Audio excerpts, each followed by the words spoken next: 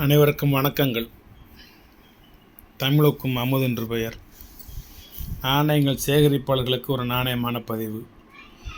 ஃபுல்லாக ஒரு 20 rupees coin, 4 varieties அல்லது 4 வருடங்கள் அப்படின்னு கூட சொல்லலாம். 2020, 2021, 2022, 2023 எல்லாமே யூஎன்சி காயின் தான். 2020 ரெயின் ட்ராப்ஸ், மழை துளிகள் விழுவது போல் ஒரு நாணயம். இதோட மின்ட் ஹைதராபாத்.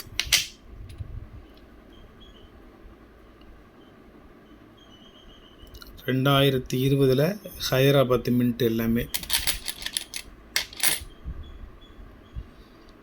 எல்லாம் யூஎன்சி காயின்னு பாக்கெட்டில் உள்ளது.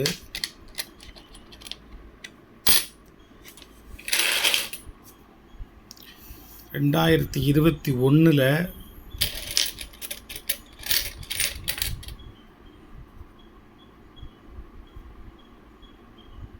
மும்பை மின்ட்டு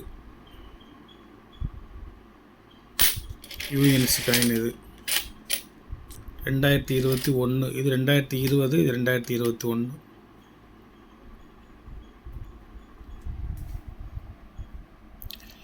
இது 2022.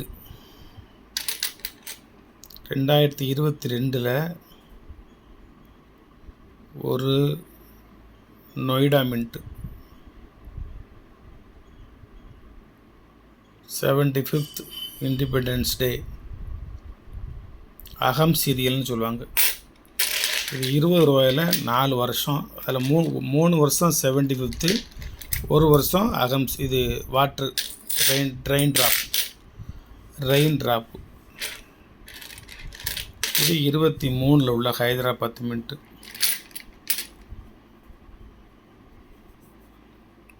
என்னுடைய கரங்கள் தான் ஃபஸ்ட்டு படுது. இதில் எல்லாமே பேங்க்லேருந்து வாங்கிட்டு வந்து அப்படியே யூஎன்சி தான். இல்லை 23 ஹைதராபாத் மின்ட்டு அழகாக சூப்பராக இருக்கும்.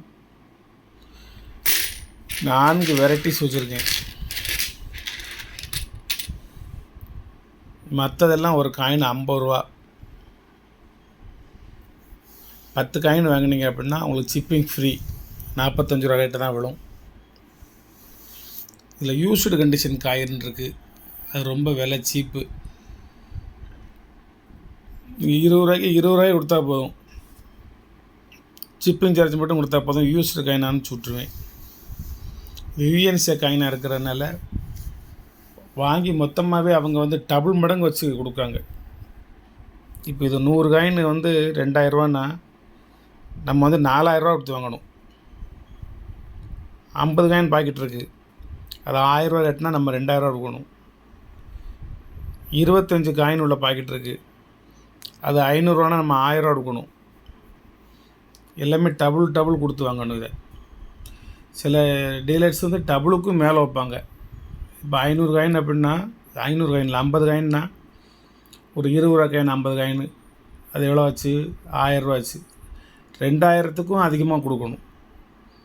அது சில மின்ட்டுகளை பொறுத்து, ரேரிட்டியை பொறுத்து விலை முன்ன பின்ன இருக்கும். நமக்கு தேவைன்னா வாங்க போகிறோம், தேவையில்லைன்னா விட்டுற போகிறோம். நம்ம அவங்கள சொல்லதுக்கு குற்றம் கிடையாது. அவங்க பொருள் அவங்க இஷ்டம். ரேட்டு சொல்லுவாங்க. 1 லட்ச ரூபாவோட சொல்லுவாங்க. நமக்கு பிடிச்சிருக்கா, நமக்கு தேவையா, நம்ம அதை வாங்கி சேல் பண்ணிடலாமா, முதல்ல இவ்வளோ பணத்தை முதலீடு பண்ணிடலாமா அப்படிங்கிற நம்பிக்கை இருந்துச்சுன்னா நீங்கள் அதை வாங்கி வச்சுக்கலாம். இல்லை எனக்கு வாங்க வேண்டிய கட்டாயம் இல்லை. அவங்க நம்மளை வாங்க சொல்லி யாரும் கட்டாயப்படுத்தலை. அது மாதிரி தான் இந்த நாணயம் பூராமே இப்போ ரொம்ப விலை கம்மியாக தான் கொடுத்துருக்கேன். இன்றைக்கி வலைத்தளத்துக்கு போனீங்கன்னா ஒரு காயின் 200 ரூபா. இது ஒரு காயின் 500 ரூபா. நம்ம கொடுக்குறது 150 ரூபா. பாதி கொடுக்குறாங்கன்னா 250 ரூபான்னு கொடுக்கணும். Very demand coin, very investment coin. நீங்கள் எவ்வளோ பணம் போட்டு இதை நீங்கள் வாங்கி முதலீடு பண்ணலாம். என்றைக்கு இருந்தாலும் உங்களுக்கு விலை அதிகம்தான். இப்போவே 500 ரூபா. இது 2021 ரொம்ப டிமாண்ட் செட்டு. நீங்கள் சும்மா ஒரு 10 காயின் வாங்கி வச்சுருந்தாலும் என்றைக்காக இருந்தாலும் ஒரு காயின் 1000 ரூபாய்க்கு போகும். 1000 ரூபா கொடுத்தாலும் கிடைக்காது. அந்த மாதிரி ஒரு சூழ்நிலை இந்த நாணயத்துக்கு இருக்குது. சில நாணயங்கள் வர்ற சமயம் பிடிச்சி வச்சுக்கணும், விட்டுட்டு பிடிக்கிறதுக்கு தேடி அலையக்கூடாது. ஒரு பழமொழி உண்டுல்ல, தும்பை விட்டு வாழை பிடிச்ச கதையா, அது மாதிரி கிடைக்கிற சமயம் இதை நீங்கள் வாங்கி வச்சுக்கோங்க. 10 காயின் என்கிட்ட ஒரு 25-30 காயின் இருக்குது, அவ்வளோதான், அதுக்கு மேலே இல்லை. ஆனால் அது 5வது பாக்கெட்டு, ஏற்கனவே 4 பாக்கெட் கொடுத்துட்டேன். இது ஒரு காயின் 150 ரூபா, விலை குறைச்சி கொடுக்கறதுக்கு வாய்ப்பு இல்லை. சில இடங்களில் விலை குறைச்சி கொடுக்காங்க, நீங்கள் வாங்கிக்கோங்க. அவங்க ஒன்றில் விட்டுட்டு ஒன்றில் பிடிச்சிக்கிடுவாங்க. நமக்கு ஒன்றில் விட்டு ஒன்றை பிடிக்க முடியாது, ஒரே மேட்ரு தான். மற்ற எல்லாமே 50 ரூபா. 10 காயின் வாங்கினீங்கன்னா 45 ரூபா ரேட்டு, ஷிப்பிங் ஃப்ரீயாக போட்டு கொடுத்துருவேன். காயின் எல்லாமே சூப்பர் காயின், அதில் எந்த விதமான இதுவும் இல்லை. ஒரு வயக்காட்டில் நெல் விளைஞ்சிருச்சு, கதிரை இருக்க போனாங்க. அப்போ கதிரை அறுத்துட்டு அந்த கதிரை இருக்கிற சமயம் உதிரி கருதுகள் கீழே விழும். நெல்மணிகள் இல்லை, கதிர்களே ஃபுல்லாக ஒவ்வொரு லீஃபாக கீழே கையிலேருந்து உதிர்ந்து விழும். அதையும் அந்த பையன் வந்து பிறக்கிக்கிட்டு போனான் பின்னாடி. அவள் அப்பா கூப்பிட்டுங்க, வா, இதை பிறக்காத, விளையிறது எல்லாத்தையுமே நம்மளே சாப்பிடக்கூடாது, நம்மளே சாப்பிட வேண்டும் என்று முடிவு செய்யக்கூடாது. அது பறவைகளுக்கு, அது பறவைகள் வந்து 1-2 கொத்தி தின்ட்டு போட்டும், நம்ம எவ்வளோ நம்ம நெல்மணிகள் நமக்கு சேருதோ அதை மட்டும் நம்ம சாப்பாட்டுக்கு வச்சுக்கிடுவோம் அப்படின்னு சொல்லி சொல்கிறார். அப்படியாப்பா அப்படின்னு சொல்லி பறவைகளுக்கும் உணவளிக்க வேண்டும் என்ற கருத்தை அந்த பையன் புரிஞ்சுக்கிறான். இறைவனால் சிந்தப்பட்ட கதிர்கள், அது இறைவனால் சிந்தப்பட்ட நெல் மணிகள், அது பறவைகளுக்காக வேண்டி இறைவன் கொடுக்கின்ற ஒரு தானம். அதையும் நம்ம போய் பெறக்கூடாது அப்படின்னு சொல்லி அப்பா சொன்னதை மகன் புரிஞ்சுக்கிட்டு ரைட் அப்படின்னு சொல்லிட்டு போயிட்டான். இதில் என்னென்னா, ஒரு இது தந்தையார் கொஞ்சம் வயக்காடு விலங்காடு நிறைய வாங்கி போட்டிருக்காரு. அவருக்கு 4 பையங்க, அதில் 3 பையங்க அரசாங்க வேலைக்கு போயிருந்தாங்க. ஒரு பையன் மட்டும் குடும்பத்தில் மூத்தவங்க மட்டும் எல்லா பொறுப்பையும் இழுத்து போட்டு பார்த்து எல்லா தம்பிகளையும் படிக்க வச்சு உத்தியோகத்துக்கு அனுப்பிச்சி விட்டுட்டு அவர் மட்டும் கஷ்டங்களை பூரா ஏற்றுக்கிட்டார். சந்தோஷங்களை ஃபுல்லாக தம்பிகளுக்கு கொடுத்துட்டு கஷ்டங்களை மட்டும் அன்னை மூத்தவருங்கிற ஸ்தானத்தில் அவர் ஏற்றுக்கிட்டார். அவருடைய வயல்லையும் ஒரு நாள் இந்த மாதிரி கதிர் அறுப்பு விழா நடக்கு.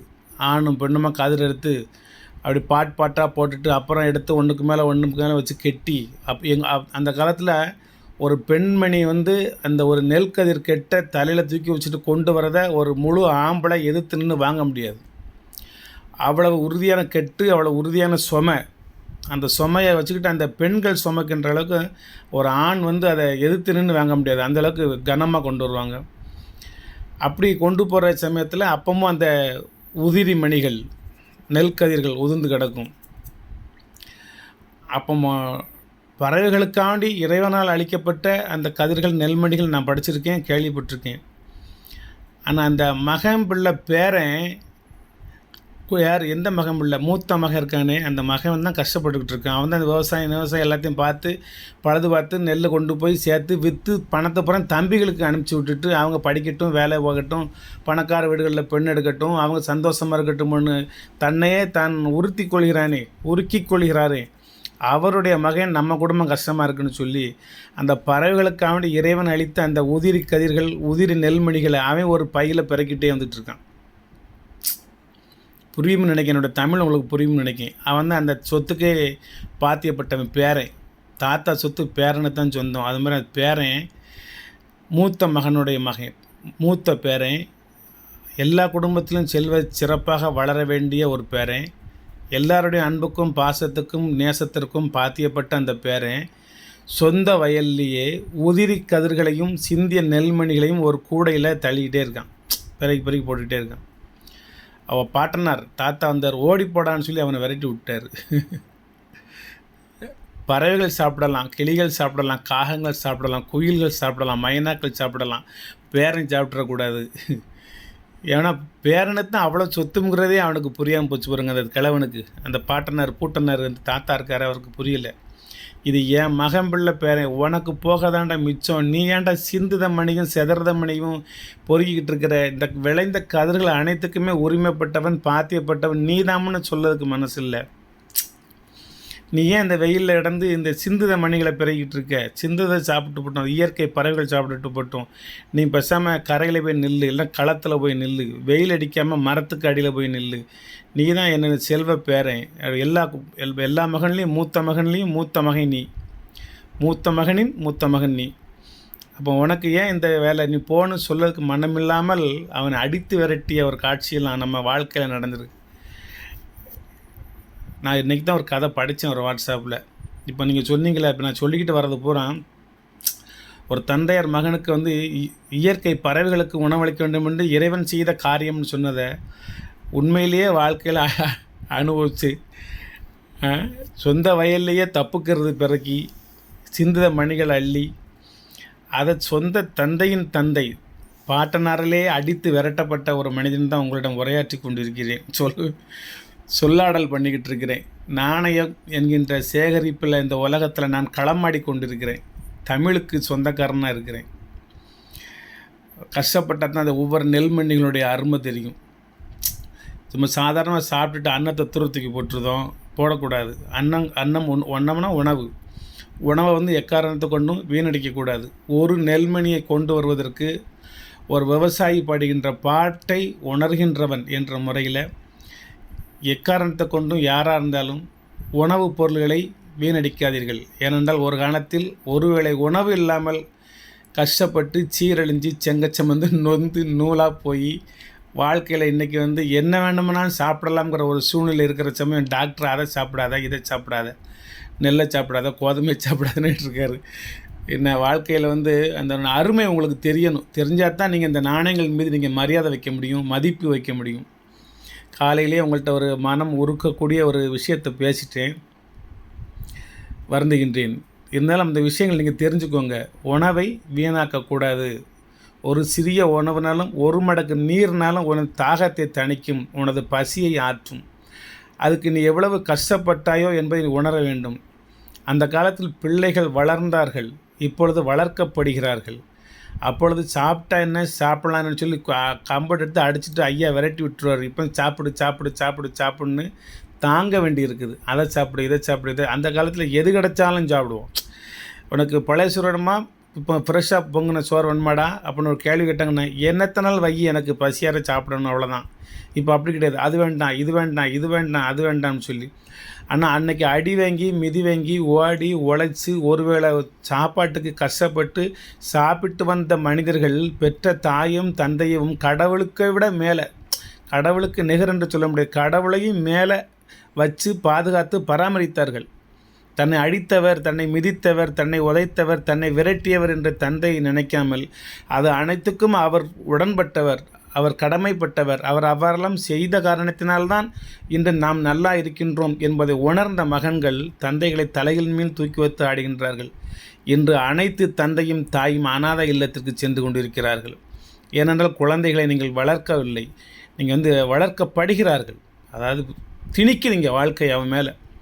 அவனுக்கு கஷ்டம்னா என்ன, நஷ்டம்னா என்ன, இன்பம்னா என்ன, துன்பம்னா என்னன்னு எதையுமே சொல்லி கொடுக்காம ஏதோ ஆடு மாடை வளர்த்த மாதிரி வளர்த்து விட்டு ஒழுங்கீனமான முறையில் மகன்களையும் மகள்களையும் வளர்த்து தெருவில் விட்டீங்க. அவ்வளோ அதை விட்டு புறம்போக்குன்னு சொல்லுவாங்கள்ல, மாதிரி நீங்கள் புறம்போக்கு மாதிரி தெருவில் விட்டீங்க. அவங்க 4 காசு பார்த்தோன்னு நினச்சாங்க நீங்களே பெரிய டிஸ்டர்ப், தாயும் தகப்பனுமே பெரிய இம்சை அப்படின்னு நினச்சி உங்களை கொண்டு போய் அனாதை இல்லத்தில் கொண்டு அடைச்சிருந்தாங்க. உங்கள் விடலை உங்களை கொண்டு போய் அடைச்சிருந்தாங்க. அவங்க இஷ்டத்துக்கு சுதந்திர பறவையாக வாழ்கிறாங்க. எல்லாம் பப்பே சிஸ்டம்.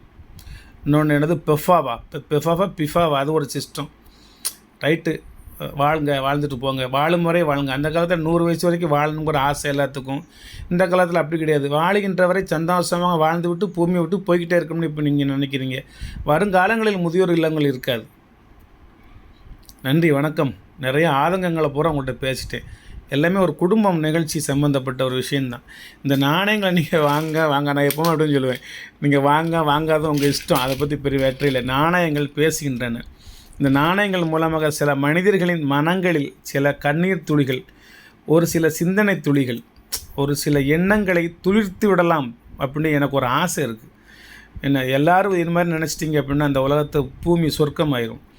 ஆனால் பணம் காசு தேடிக்கிட்டே ஓடிக்கிட்டே இருக்கீங்க.